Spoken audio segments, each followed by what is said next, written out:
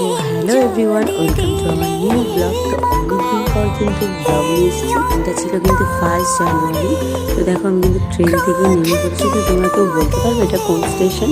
তো বলতে পারলে কিন্তু অবশ্যই কমেন্ট করে জানাও। ও তার আগে আমি তোমাদেরকে দেখিয়ে দিচ্ছি।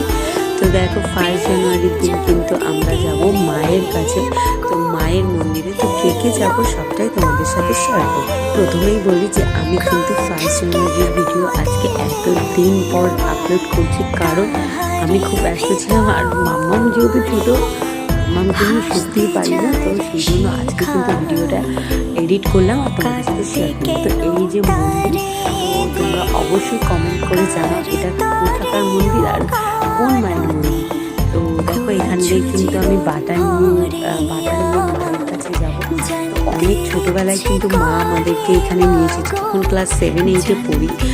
তো বোন, আমি আর মা এসেছিলাম। তো এবার কিন্তু আর বোন আসেনি, এবার আমি, আমার মেয়ে, আমার দাদা আর আমার মা। তো আমরা কিন্তু সবাই সকাল সকাল উঠে 1 জানুয়ারির দিন মায়ের মন্দিরে পুজো দিতে চলে এসেছি। তো তোমাদেরকে এবার বলি এটা কোন মায়ের মন্দির। তো এটা কিন্তু 7 ভাই কালীতলা মায়ের মন্দির, বনগাঁতে। লাইনটা কিন্তু অনেকটা ছিল, আমরা কিন্তু অনেক লাইন দিয়ে আমরা মায়ের কাছে এসেছি। তো মা যেন সবাইকে ভালো রাখে, মা নিজেও ভালো থাকে, আর সবার মনস্কামনা যেন মা পূরণ করে। এই মন্দির কিন্তু পৌষ মাসে পুরো 1 মাস পুজো হয়, আর মায়ের পুজোর জন্য কিন্তু মেলাও হয়। তো আমরা কিন্তু মেলাও ঘুরে নিয়েছি, তো সেই ভিডিওগুলো আর তোমাদের সাথে শেয়ার করবো। তো আমি কিন্তু শুধু মায়ের পুজো দেওয়ার ভিডিওটাই তোমাদের সাথে শেয়ার করলাম।